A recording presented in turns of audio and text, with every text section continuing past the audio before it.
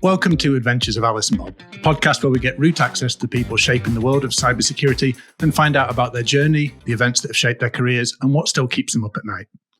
In the world of cybersecurity, the term thought leadership is often used and abused by vendors, largely meaning anyone who's capable of writing a blog or sending a tweet.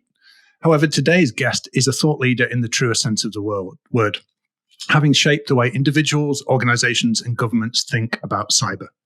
The Grugq is an independent security researcher and world-renowned expert in information warfare, cyber warfare, and operational security. With over 20 years' experience in the information security industry, including offensive cyber, deviant security, cyber threat intelligence, and advising governments on cyber operations. He is known for pioneering novel cybersecurity principles and methodologies and is passionate about topics like hacking, deception, counterintelligence, and cyber warfare. He heavily advocates for sharing knowledge and regularly shares his unique insights that come from combining his technical expertise with geopolitical and strategic analysis. As he's the Grugq, the man with his own OPSEC commandments, we'll be mixing up the format of the podcast this week a bit and discussing more of his research and analysis than his personal journey. The Grugq, welcome to the podcast. Good to be here. Thank you for having me. Could I just say very briefly, can I get that right up? Because that is fucking brilliant. That's going to be the bio I send. I'll cut it down a little bit. But yeah, that's the bio I'm going to send from now on to conferences for when I need one. It's brilliant. You can absolutely have that. Yeah, no problem at all. So with your interesting background in history and information security, stretching back over 20 years, can you share a little summary of your journey and how you came to find yourself in the security research domain?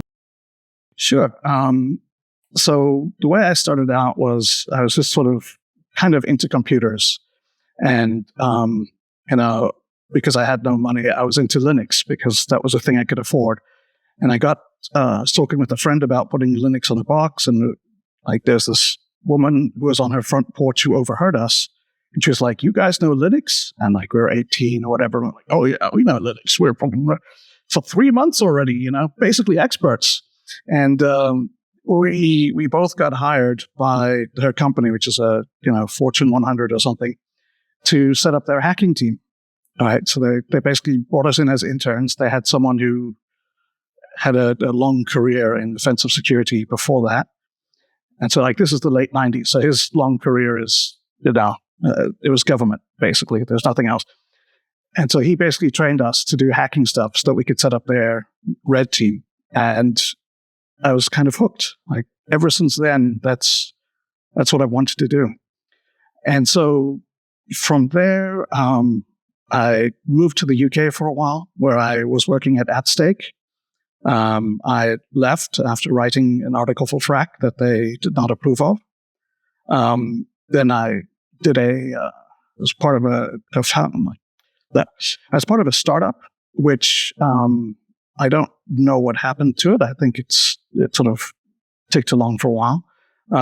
Then I was a bit sick of I stopped working with that startup. I got kind of sick of being in London. Basically, I couldn't afford it anymore because I found out the very hard way how contracting actually works. So I was getting paid an excellent day rate for when I was working. And so I sat there and I was like, well, assuming I have 20 days of work per month at this rate, I can afford this sort of expenditure. And then, I had 2 days of work. It's so I decided to leave and go. I wanted to live in Asia, and I moved out here. And basically, not being directly involved with a company, right? Because being on the other side of the world makes it hard to show up at the office. I sort of had to do security. I had to do security via, consulting and contracting stuff. So I got a lot more into doing offensive and research-related stuff at that point. Then, basically got to the point where I could do things other than research with, I don't quite know how to put it. I got to the point where I was no longer selling my man hours so much as selling the thing that I know. So it's billed in hours still, unfortunately, but it's sort of, I've got a huge amount of experience that may help you. And so that that's kind of it. I mean, and along the way, I started a Twitter account and spoke at a few conferences, here and there. And that, yeah, and the Twitter or X, I'm still going to keep calling it Twitter, I think, because it sounds better. Account was actually how I initially came across you. And at the time, you were talking a lot about deviant security, which was just something not a lot of people thought about, not something I never thought about. In fact, can you explain to the audience what deviant security is and why you found yourself thinking about it? Sure. So because of sort of like the friends I was with at the time in the late 90s, early 2000s, the sort of the underground hacker scene, I was friends with a lot of deviants, for example. And so like in this case, deviant means basically people who are not directly part of civil society. It's a academic term that gets thrown around. It doesn't mean criminal necessarily, but it's people outside of how things are usually done. Anyway, they need security as well, but they need it from, for example, the police or the intelligence agencies. And when I initially started doing this, it was an area that no one was looking at. Right? People just didn't pay attention to it. And I thought, like, this is kind of important, right? Like, this is where, like, the big life decision things happen. If you get this wrong, then it doesn't matter how clever you were beforehand. Like, it's over. So when I was doing it, that was sort of like, how can I do this thing better than anyone else? And, like, it would be useful for people doing the sort of things that my friends do. And then when, things evolved to the point where internet surveillance and digital surveillance were being used by authoritarian regimes against regular people, it turns out that the exact same set of skills that I'd learned and developed and, all of this theory and everything that I'd built up, and like, if you are a hacker and you don't want people to read your emails, then what would you do? Or like, if you're a hacker doing these things, how do you avoid police scrutiny? Turns out that those are the exact same things that you need to do if you're an activist and you don't want the government reading your emails.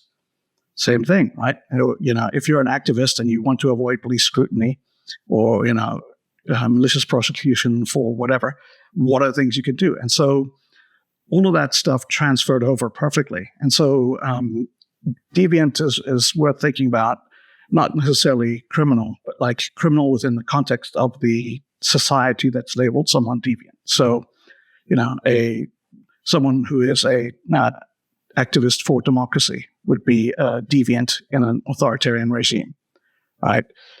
And that sort of thing has always really interested me. And then, so I spent years building all this stuff from scratch because there's no InfoSec, there's no security stuff to look at back then. You couldn't go out and there were very few books. I mean, there were no books when I started, but they didn't cover any of this stuff. So I had to do everything from scratch. And then when I started getting interested in espionage and I looked into counterintelligence, I found out that this is stuff that's been known for thousands of years. And if I could have saved myself years of research by reading a James Bond novel. So, I guess that's my plug for diversity. Get people who are not narrowly focused. And that kind of interest of yours and constantly broadening out your focus. If we look back over the 20 plus years you've been in the industry, we can see these things where you found a topic and then it's broadened out into something else. It's broadened out into something else. And most recently, you've gone off and done your own research. You've done a master's in war study recently. So can you tell us a bit about what drove you to look into war studies specifically? Yeah. So it was the pandemic and everyone had a lot of time. And a friend of mine said that he would pay for it if I would do it. So I did that. I went to King's College London and did a master's degree there with, the way I looked at it is I already know cybersecurity stuff. Like I'm not going to take a course on like how to do cyber because that's just going to be frustrating for both me and whoever's trying to teach me. But I felt that my sort of geopolitical analysis was lacking because I didn't have the depth in that area. So that's what I wanted to sort of buff out to get, I got forced to learn international relations, and I absolutely hate it. There's no way I would have done it on my own. But it's critical if you're going to be in that space. You need to understand how other people are thinking and what they mean when they're speaking. So that was sort of my intention when I did that, and I've really enjoyed the whole process. It turns out that when you do like graduate work, basically all you have to do is read, talk about what you've read with other people, and then write about stuff. It's brilliant. I love it. Like, and we said known about this earlier, I would have gotten more degrees. It's really fun. So what I decided to focus on for my thesis is I wanted to look at sort of the cyber war in Ukraine. But what's interesting there is that a lot of the literature about cyber war is about either the use of cyber during peacetime, right? So if you and I are friends and I cyber you, does that make us at war? Yes or no? And then if you and I are friends and I, spy on you with cyber, is that the same thing as if I spied on you by recruiting someone in one of your intelligence agencies to work for me? And it's like, that's interesting, but it's very theoretical. Then there's a lot of stuff which is very, what does cyber mean in the context of this campaign or this operation? So there's sort of case studies. And there's also studies of cyber, either in very, very broad contexts, which tend to be very much, like assume a hacker of radius R traveling at constant velocity on a smooth, frictionless plane, and it's basically not very useful. And so basically it turns out that there's this huge gap in the literature on cyber war during war, right? So cyber is always treated as an isolated domain. Like, if we're going to be at war in cyber, what does that mean? Like, what are the thresholds? When is it right for me to escalate into something else? Like, how many bad packets do you have to send before I'm allowed to bomb you?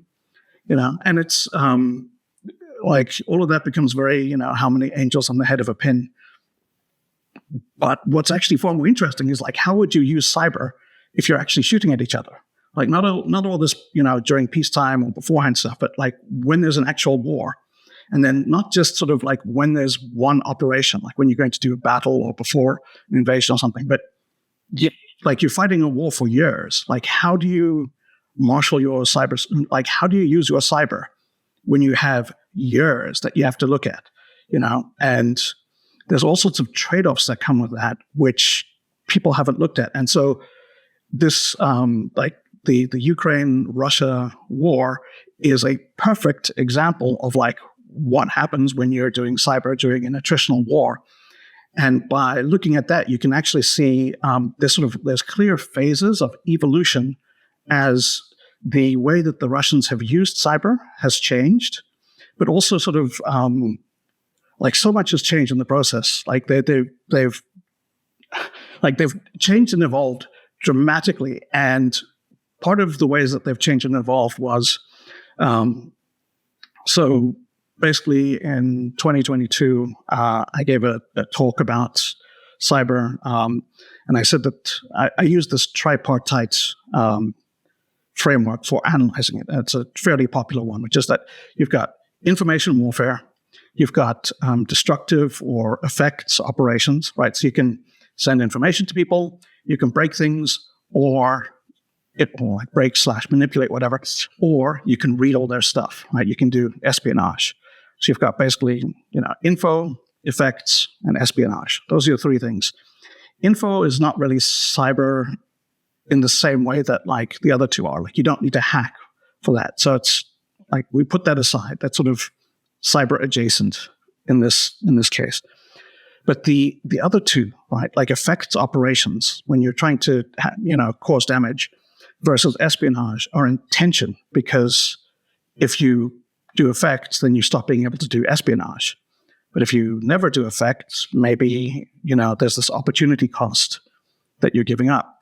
So it becomes interesting of like, well, how do you sort of square that circle with the other sort of intangibles that come across? Like, so if you spend like hypothetically, if you spent 8 years hacking a country just over and over and over again, all of those hacks will sort of develop a high level of resilience in that country because they will be used to getting hacked, right? It won't be a shocking new thing that freaks everyone out. It'll be Tuesday, And so they will, right? So they will be psychologically, they'll be psychologically prepared for it.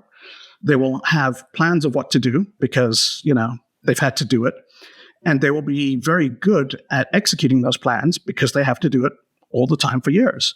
And so when it comes time to do sort of like your wartime attacks, you'll find out that the people you're attacking are not, they're not good victims for you anymore, right? Like they're too resilient to fall over at like the first sign of cyber aggression. But one of the really fascinating things is that Russia achieved the same thing in 3 months, right? So from the start of the war, like basically if you go to January 2022, Russia was like the security posture for Russia was very, very wide open. Like all of the companies there they didn't care because of the covenant, so the covenant is the agreement that if you do ransomware, you don't hack places that speak Russian, essentially. And so they weren't getting hacked. They didn't care, right? That it wasn't a threatening environment. It wasn't hostile.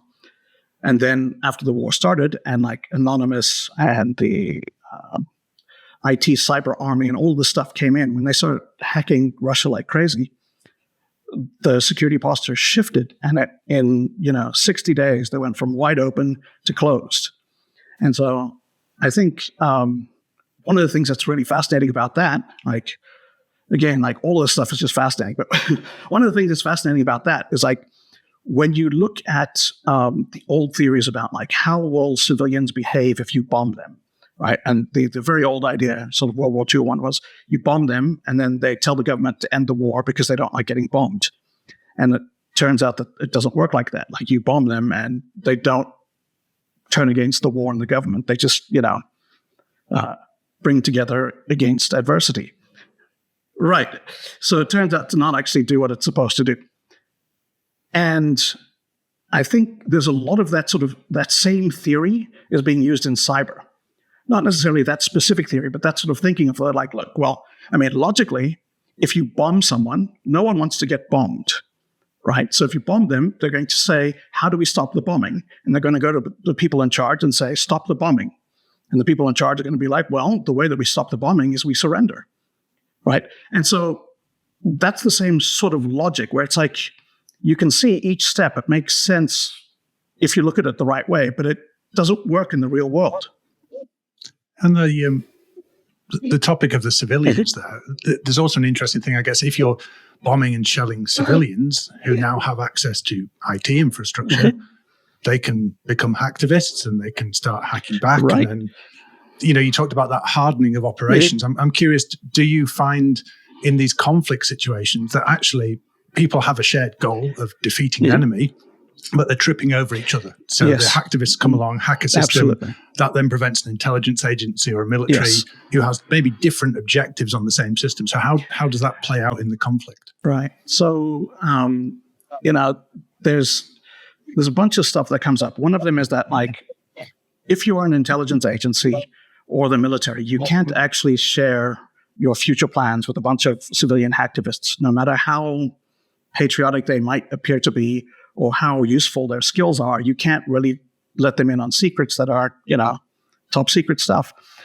And so it's very, very hard to coordinate useful actions with them, because a useful action would be something that's sort of planned and coordinated to occur in conjunction with something else that can be exploited. Like you might have them, hack a particular target and steal data because you want to look at it for, war reasons. And then you might want to leak it because it would be useful against the other regime or, for whatever reason.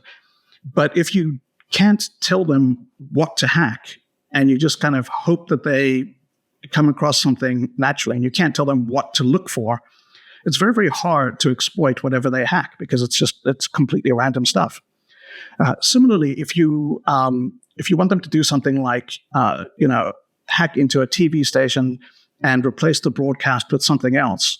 Like, that's a useful capability to have, but it's most useful if you're trying to use it in the context of something else, right? Like if you've got a specific show that you want to put up with a specific message at a time where, for example, maybe you want to do something else on some other channels and sort of get this all, together as one big operation that sort of reinforces each other.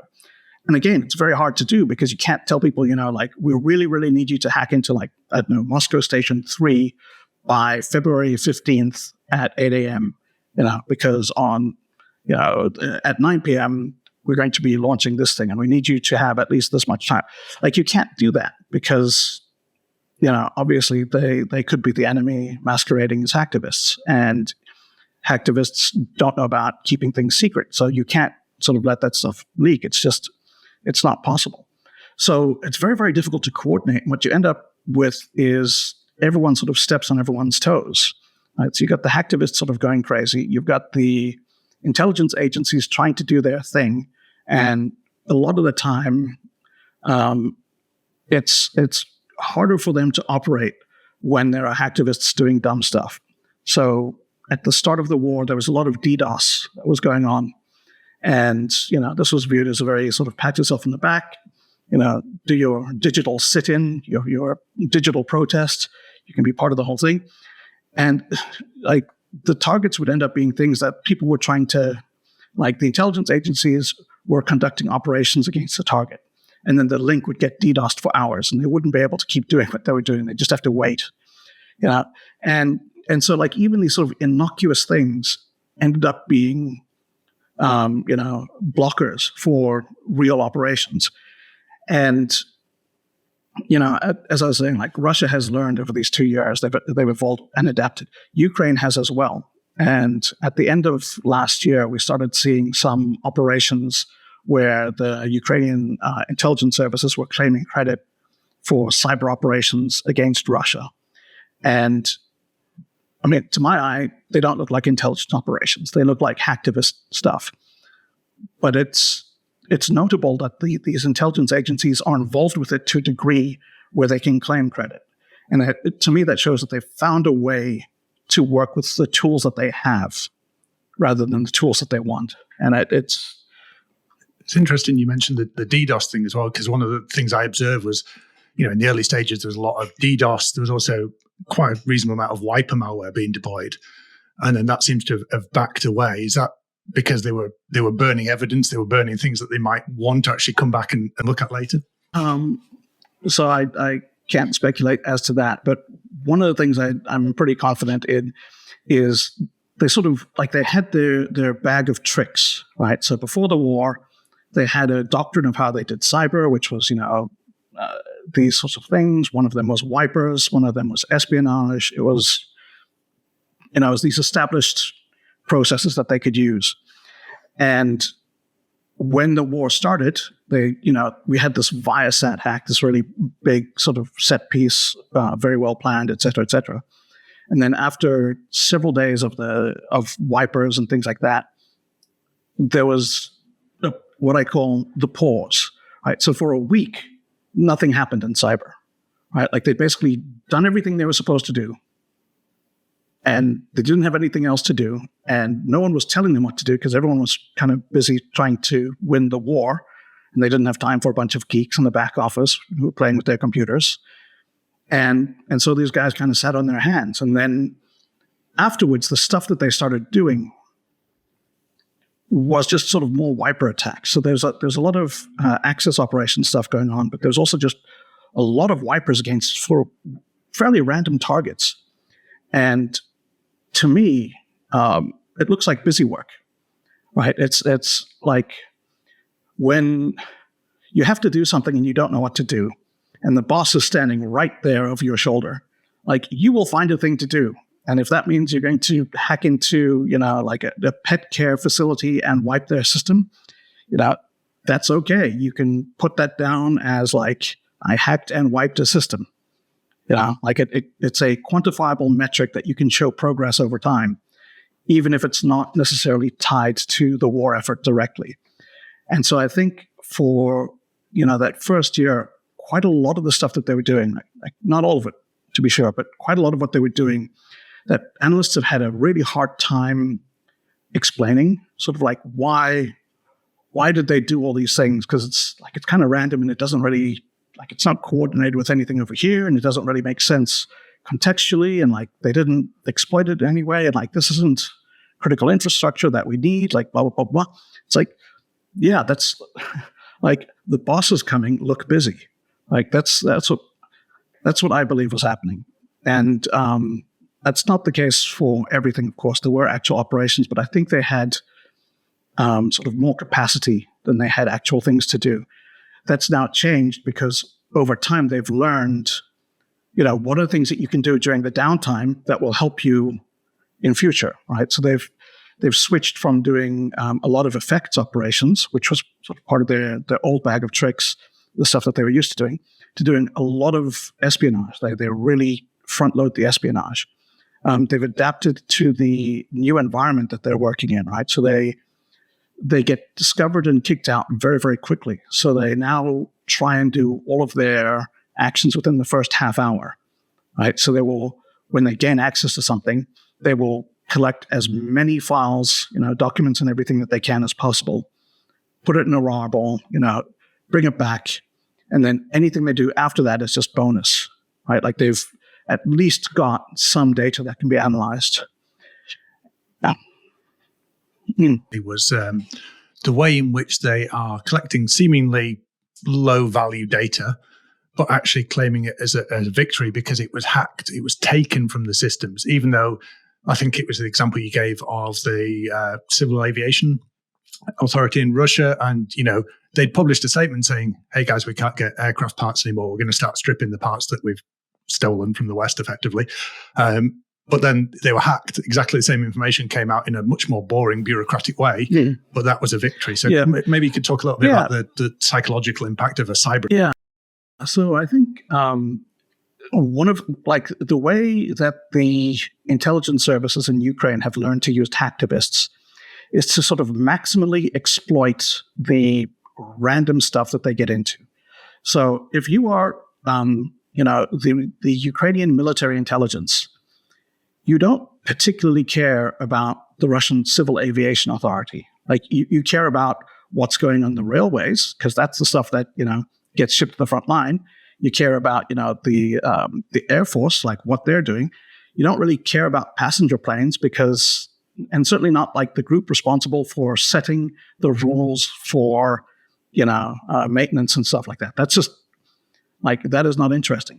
But what they managed to do was they took this information and they packaged it in a way that highlighted the problems, that shortages are causing these responses, shortages due to sanctions, which are working, please keep up the sanctions, have caused these sorts of difficulties that are now being addressed in this bad way. So there's, they're doing cannibalism of parts, which, because they're not allowed to buy Boeing parts because they're under sanction, they take their existing Boeing infrastructure, and as soon as a plane one of the planes will basically be used for parts. And so they had a process of how to certify those parts so that they could be reused. And this was a thing passed by legislation. They had to get authorized to do this. So it was publicly released, it's public information. But obviously when the Russians put it out, it was just new ruling has come out proving, whatever.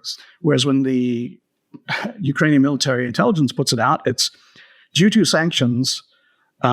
These are the emergency measures that they are forced to take. And part of it was spin, but part of it also was, they were definitely trading on the fact that this was hacked, right? That this is, it's got that sort of, it's stolen, it's illicit, it's a secret, you're not supposed to know about it, right? If they issued a press release, because the exact same information was out there, essentially, right? They could have issued a press release about what sanctions are causing to the civil aviation industry in Russia long ago, but no one would care. However, as a hack with stolen information, and here's a secret that you're not supposed to know, but we've got it for you, and you can see this, it's really cool and exciting. And so, again, like all of this stuff I find so fascinating. It's so exciting that they've taken essentially a garbage hack and made it useful. Now, it didn't get massive traction, but it got far more than it would have gotten otherwise. And I think, they will improve over time. So I find that very interesting. And it's those kind of things that are really interesting in the area of cyber in general. So if we think about nation-state cyber capabilities in general, stepping a bit back from the Ukraine-Russia conflict there, they're really interesting in the fact that they don't have to rely on huge resources to build factories, to build steel, to build tanks, to build fighter jets. You have your people, your ideas, and your hardware. And if you can get those right, and those are potentially relatively low costs, a country can punch well above their economic weight. So I was curious in what your view, and which countries do this really well, make very good resources, in relative terms compared to the size of the country economically, who does it really well, and who actually maybe underdoes their capabilities based on their size? Yeah, so I'll skip for now, like small but does good. For people who do it very poorly, there's some that really stick out, and I think it's Germany, where they've got like CCC conferences held in Germany. Like they have a lot of really good cyber people. It's not lack of talent and knowledge and skills in that. It's just the government has no way of accessing and using that, or either because of political will or for whatever reason. So they have all this sort of raw talent that they can't use, and it's a little bit shocking in this day and age. France is a little bit similar in that they've got a lot of skill, and they're not sort of achieving at the level that you'd expect. But I think the one that stands out the most is India, right? India, basically. Yeah. So India, it's kind of speculation. So the thing about India, right, like is it's kind of known for its IT sector, right? Like you're not looking at India and going like, well, they just don't have enough computer science people to have a cybersecurity program, right? Clearly, that's not the issue, right? And they certainly have the volume of people that they can, find people who are passionate for security, or they can train people for it. They can get smart people. They could have a huge workforce of talented, skilled people if they wanted to, right? And yet, for some reason, they don't. And the question is then, why? Why don't they do this? And I think part of the answer is that because there was this sort of hacker-for-hire industry, that industry got used by the military and the intelligence services as a resource. So you sort of, when you don't have a cyber program and you want to build one, it's going to take a lot of time and you're not going to have a lot of capability.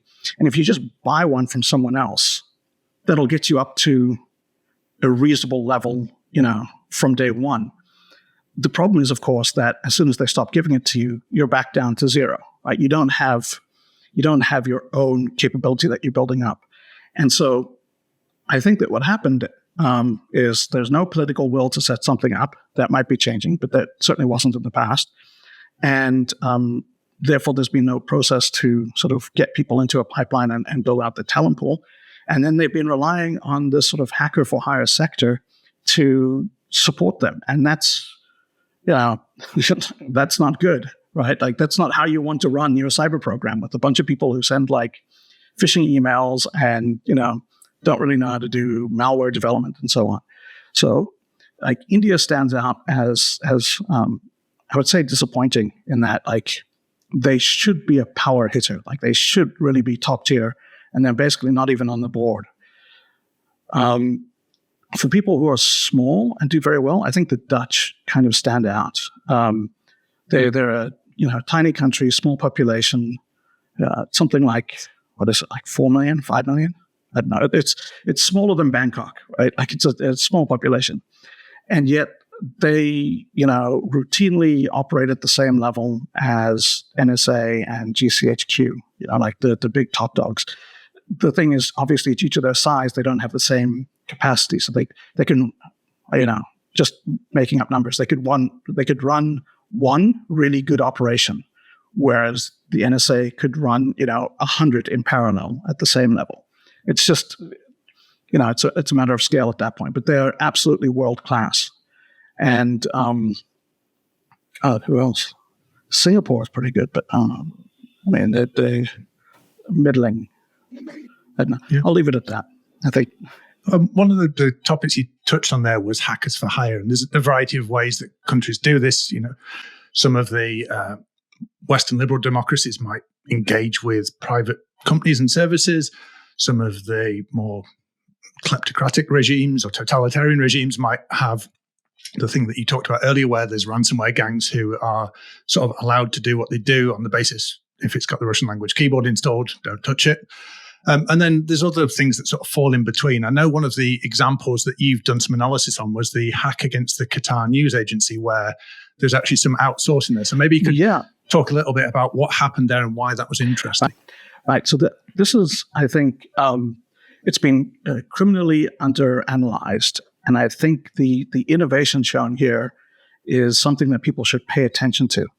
So a sort of brief summary of what happened is in 2017, the UAE and Saudi Arabia wanted to basically kick out Qatar in some way. They wanted to, they put a siege in place, diplomatic, international incident, all this stuff. And they needed a pretext to do this because there wasn't a thing that was happening that they could, rally people around.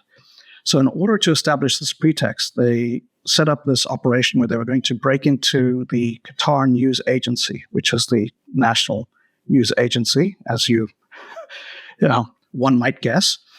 And what happened was they were going to break in, they were going to take over the social media accounts, they were going to get access to the TV broadcast, and they were going to insert this fake interview with the emir who runs Qatar, where he said things like, "We are close friends with Iran," like "We are friends of Hamas," "We love Israel." It's all of this stuff that is incredibly incendiary and polarizing, which Qatar, regardless of what they might do diplomatically, they would never publicly come out and say, this is where we stand. And so in order to achieve that, they faced this problem that they didn't have the indigenous skill set to be able to hack in and get access to all of these things.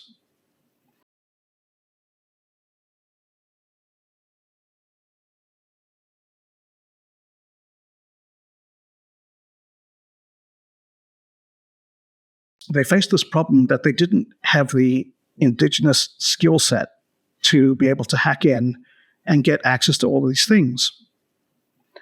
And the solution they found is really ingenious. So a businessman from the Emirates opened a company in Azerbaijan, and then he went to Turkey and solicited regular red team penetration testing.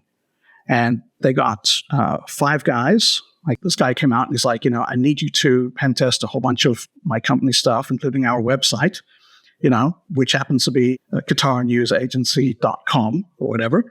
And so these guys did that, and they went and they hacked everything. And so this report then became the manual, like the roadmap of how to break in and do this operation. So that was given over to an intelligence agency, which then followed through and did the actual attack.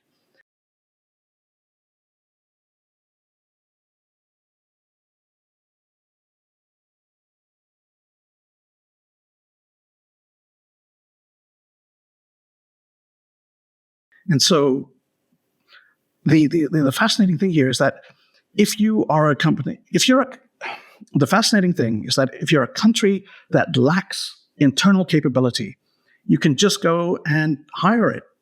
Like people will do work for you, and they're not going to, if they can't read Arabic, they're not going to know one server from another, right?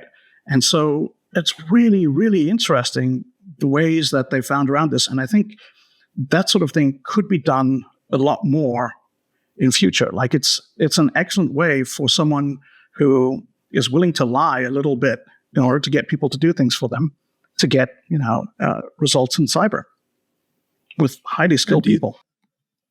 In this case, obviously, they solicited the services of a private individual. Do you see the possibility of rogue nation states developing cyber capabilities for hire for that purpose, or has that already happened? I haven't thought about that. That's actually a very interesting question. It seems like that's the sort of thing that North Korea could do as a way of generating revenue, right? Like they basically have this existing cyber capability. They don't care who knows about it. They don't care about getting caught. They just, and they use it to generate money. And one of the ways you could generate money is by hiring it out. Don't let the lawyers and private investigators find out about that idea, because they will actively pursue it.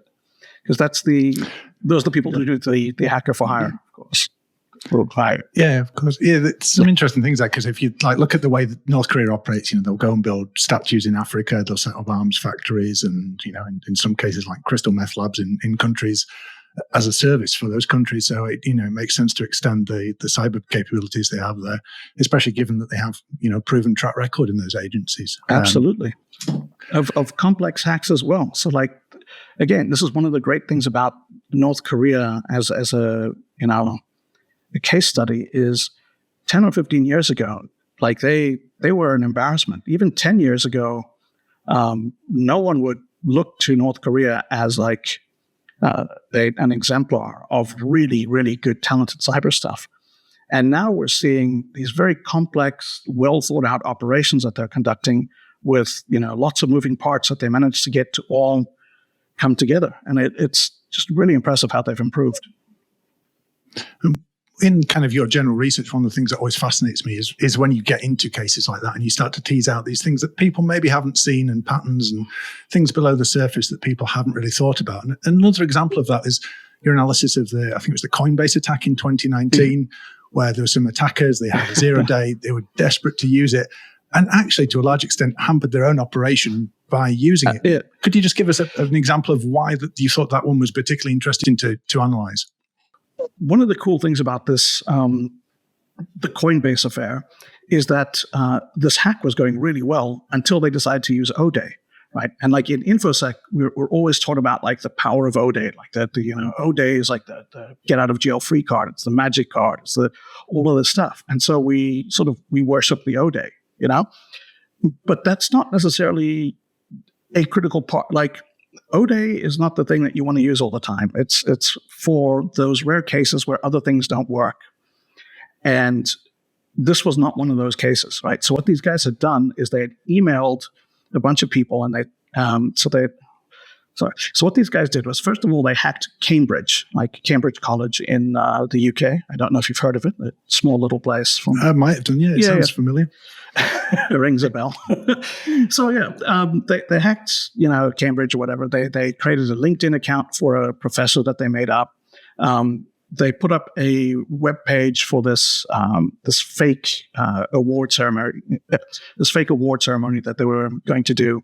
And then they emailed people, and they were like, "Hi, I'm fake Professor so and so from Cambridge. Your colleagues have recommended you as one of the stellar candidates in your field, and we would very much like to invite you to help us evaluate and judge for this award ceremony that we do every year." And people loved this. Wow, I mean, me? It's an honor just to be nominated. And so people really loved this, right? And they started engaging and speaking with these guys. They're like, yeah, great. What do I do, et cetera. And so they got these guys on the hook, right? These guys had sort of given their trust over, because they were, you could go and look on LinkedIn. You could go to the website, that this guy shared, and, he's there. He's emailing from Cambridge. It all checks out. And he doesn't say your friend Tom, and you go, I don't know a Tom, right? It's just, your colleagues and peers have recommended you. It's pretty generic. And, so people were falling for this because it sounds great. And Cambridge, this is the prestigious stuff. And this is the world award for, whatever it is, excellent in my specific field, and when I looked at the level of control that they had over these people, that these victims were fully taken in, hook, line, and sinker. And then what these guys did was they had an O-Day that worked against Firefox on Linux and Mac or something, right? It was an O-Day, but it was a little bit, bit niche. Yeah, they had a little bit too much on the requirements and restrictions side. And so when they got all these people sort of deep in, and they were like, okay, well, please go to like this website URL at, cambridge.ac.uk, whatever, and, fill in stuff or whatever. It will, whatever it is, like read the terms and services or et cetera. And then from there, that's where they were launching their O-Day. And so like they were able to get people to do all of this stuff. And then they sent them to a web page that hacked them. And it's like, why would you, like at that point, why bother? You could just literally say, okay, well, in order for us to like book your, 2-night trip to Cambridge that we will pay for, we need you to, enter your details for reimbursement, blah, blah, blah, blah, blah, into our university, financial system, which is this weird proprietary thing. You're going to have to download a client and run it and then enter in your details, blah, it's okay. But, here's the website for the thing. Just download their client, whatever the latest one is. Here's the IP for the server you have to put in. Here's your credentials to log into our system. And, you could get people to download and run something on their computer by just telling them that they have to do it as a prerequisite for taking part in this event that they now want to take, right? That they now want to take part in, that they've now sort of invested in. And instead, they just go ahead and hit them with an O-Day. It's the dumbest thing ever. And so they basically got caught fairly quickly. And then once the first O-Day example had been discovered, there was a blog post that went out that sort of listed what they were doing. And other people came forward and said, yeah, that sort of happened to me. Like I was at this stage of their process. And so the whole campaign unraveled because they were relying on using O-Day rather than on using the fact that they'd manipulated these people into doing what they wanted. So why do you think they added all that? Do you think it was just the pressure that they felt they had this maybe thing they paid quite a lot of money for to burn and they had to use it? Or because it seems a very technical, like long way around the houses to get their objective there. Yeah, it feels very much like, you and your friends are used to doing things a certain way and it's always worked for you.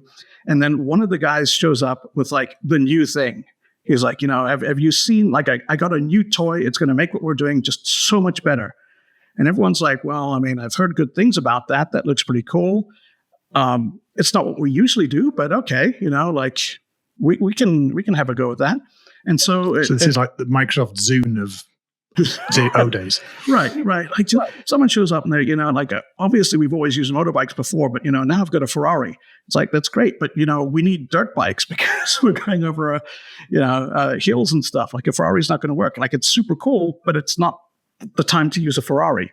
And that's sort of what it looks like to me, is that they had someone show up, either their boss or one of them made this purchase as part of the group, or they decided on it and talked themselves into it and got really excited about, like, now we're in the big leagues. We've got O-Day, none of this phishing stuff for us anymore. We're going to be doing like the real deal. And so they kind of lost sight of their objective and was just so obsessed with how they were doing it, they weren't thinking about what they were actually doing. Absolutely, yeah. So they failed at operational design. But yeah, I'll leave that there. And before we start running out of time today, I can't be on a conversation with the Grugq without digging into a little bit of OPSEC. So, question for you: what do the CIA's Moscow rules, the rules of secret work from the South African Communist Party, the 10 crack commandments by Biggie Smalls, and not going to jail for smoking pot have to do in common with your own OPSEC commandments? Right. So one of the things about OPSEC and sort of counterintelligence is that the process of keeping secrets is pretty much universally the same. Right? There's just the basic principles of how you keep people from learning out secrets. And when you get into trying to teach that to people so that they could implement it, so that they can live using the stuff, you have to break it down into rules that people can follow, because you can't be like, okay, here's a broad theoretical foundation and just sort of apply this critically and correctly every single time. And, you'll have to adjust it for every single situation you're in. But this is the base foundation of things. And you can't do that because people are not good at that. So you end up having to sort of break it out into these rules. And then what happens is, because those rules encapsulate that basic framework of how to do things, looking at them, you can sort of go backwards as well, you can see, okay, like this rule is about compartmentation, right? It's about making sure that there's a need to know process in place. But rather than just saying, ensure need to know, it'll be like, don't talk about secrets in front of other people. Don't talk about an operation with anyone who is not involved with that operation. It's more specifics along those lines. And so the fascinating thing, of course, is that the 10 crack commandments and the, how to smoke pot and not go to jail follow these same foundational principles of, like how to do secret stuff is you don't tell people what you're doing, like you just don't tell them. That's a huge deal. Like that turns to be like that. That's the stumbling block for almost everyone is you brag about what you're doing, and that's how you get caught, right? So when you look at these sort of just basic rules, and it's like, don't tell people what you're doing. Don't let anyone know who doesn't need to know.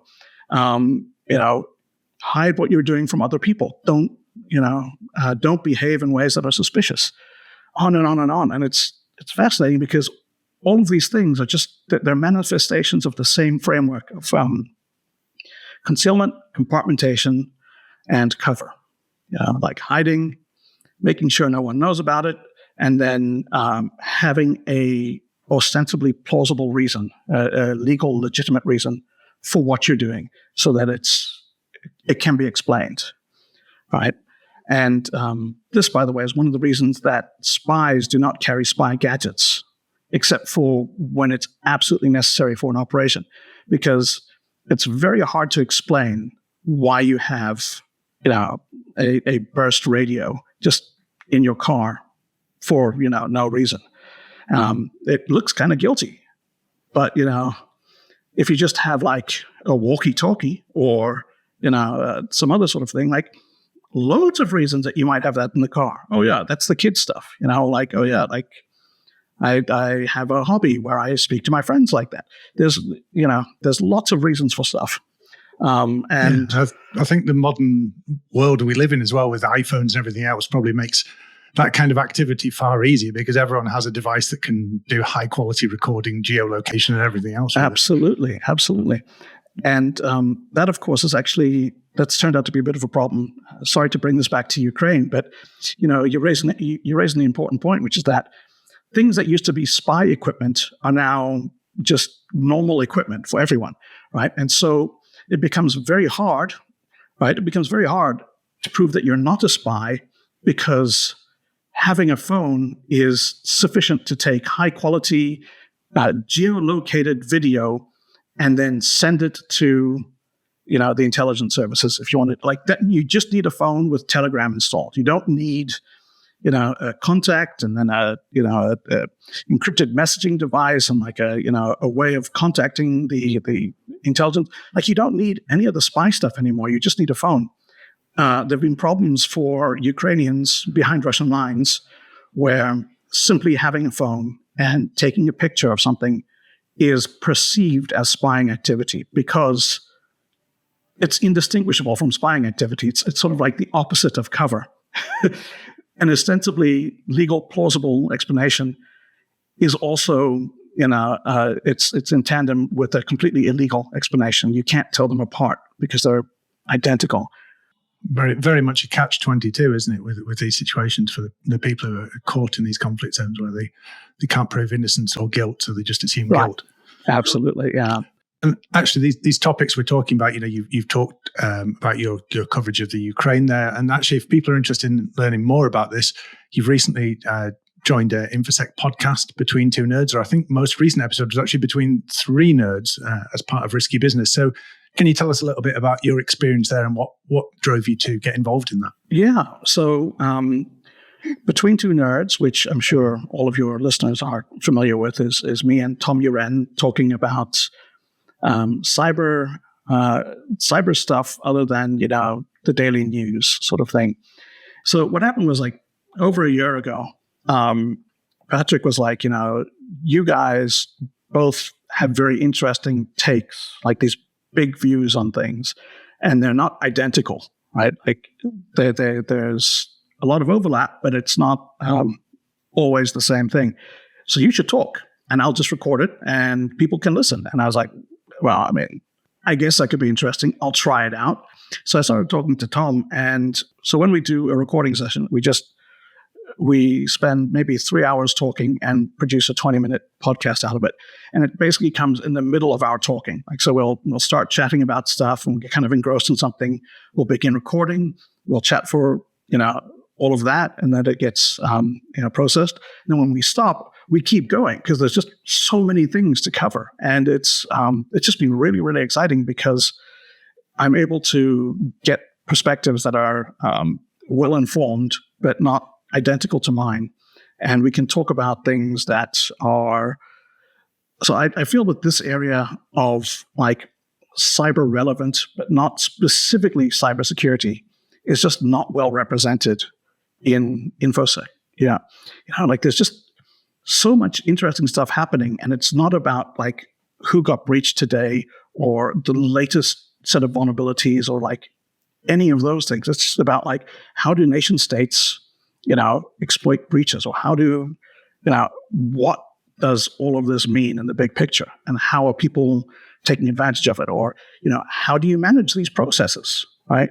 So, one of the things that we've looked at is like, it's complicated to do cyber espionage. Like, it's not just hacking into someone and being like, I've gained access, I got root, job done. Like you need to do all of this support infrastructure, and it ends up being that bit is actually a very, very minor, critical, but minor part of the whole process. And so, yeah, I feel that this area needs a lot more high-profile coverage. That's my and it's fascinating because of that lack of coverage. There's so many podcasts, so many things around there around this latest technical principle of vulnerability or whatever it is.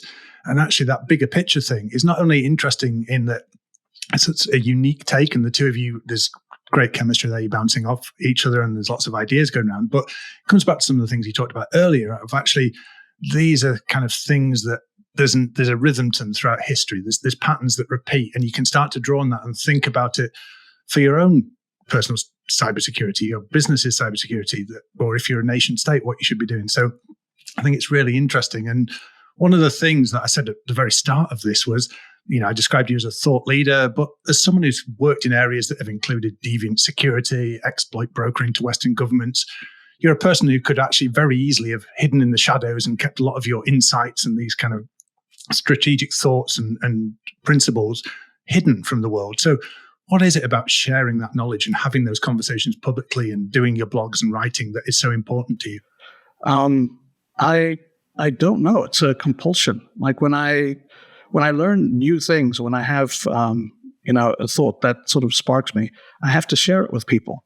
So it began. I guess the first stuff I was doing was I was releasing in Frac, because part of what I was thinking about then, and I still sometimes think about it now, is that what is the value of knowledge, right? Like if you know something, but you don't tell anyone, and it has no impact on the world, like, what's the point of that knowledge? I mean, it could be cool. Like, it's definitely cool stuff, but it's not, doing anything. There's no, even something as simple as like sharing an insight that, or whatever it is, just the small, simple things, like they're much better out than in, right? And so that's sort of been part of what motivates me. And then I find that most of the time when I write or I prepare something, it's because a thing happens that I get, there's a fire under my ass. Like I get triggered and I have to go out and be like, here's the way it really is. Or like, here's the thing that I think is interesting about that.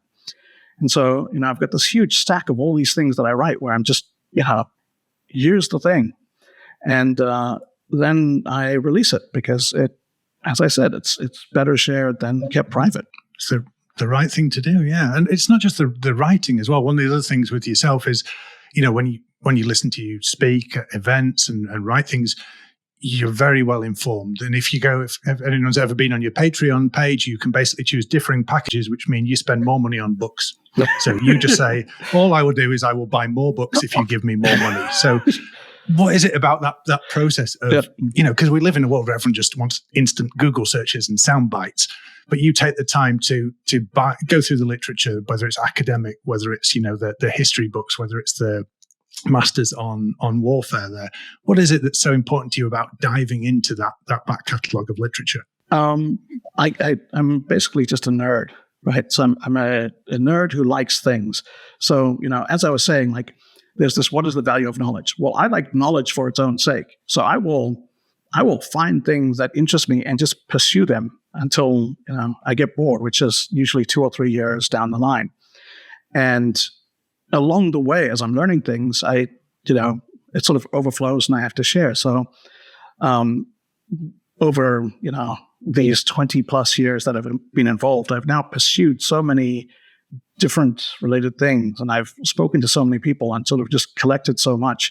So basically, I end up with having learned just a large amount about a small number of niche topics, and then because they're all kind of interrelated, and the other things that interest me tend to be sort of interrelated, it turns out that I end up having this sort of deep knowledge pool to draw on of all of these other things that are related to this thing, but give you, say, the insight from espionage or from, policy, or from how hackers used to do things, or, how this is relevant to the way that a corporation has to address these issues. So before we wrap this up for the day, if there was one piece of advice you would give to people in the information security industry to take away, what would that be? It actually goes back to what we were talking about, which is read the book. So one of the things that really stood me very well when I was starting out was that I would just buy the manual for something and then read it cover to cover. And it turns out that, a lot of it you never use, but it's so incredibly useful to have a knowledge of the tools, like their entire capabilities and the ways they can be learned, they can be used, and sort of what they are meant to do and things that they can do on the side and all of that. And it's so useful having that understanding. It far outstrips the ability to, look up which command line flags you need for a specific thing that you're trying to do, because you can always look that up. But if you understand the tool itself, then when you're looking those things up, you can sometimes go like, well, the solution everyone else is using is not the best use of this tool. Like, it can also do this other thing, which is much better. And so that's what I'd say is that, basically read the manuals, but, also just read books outside of InfoSec for a bit, because there's a lot of value in the humanities. That's a fantastic recommendation for people out there, actually. And, we normally get very much, people say enable MFA, enable these things, but it very much fits with your philosophy and the things we've seen of take that step back, look at the bigger picture, understand what's going on in the world, because there are lessons to be learned from other systems, other things that are out there. And if people want to find out more about your work or buy you some books or get in touch, what's the best places to go and find information about the Grugq? So I guess the easiest way to contact me would be on Twitter at the Grugq, THE, and then Grugq as it sounds. And then, so I have a Patreon, which I haven't been paying much attention to be honest. In fact, I can't even cash out from it because of fucking this dumb stuff. So I need to shut it down. I'm on Mastodon, on the InfoSec Exchange, I think it is.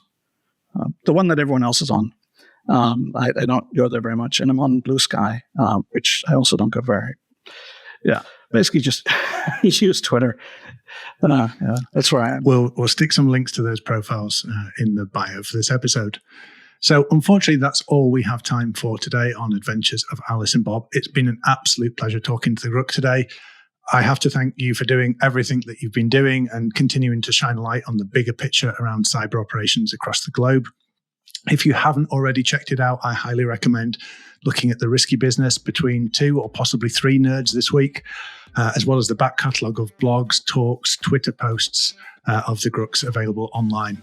As always, thanks to super producer Ben, Control Desk Kramer, and the team at Beyond Trust who make this podcast happen.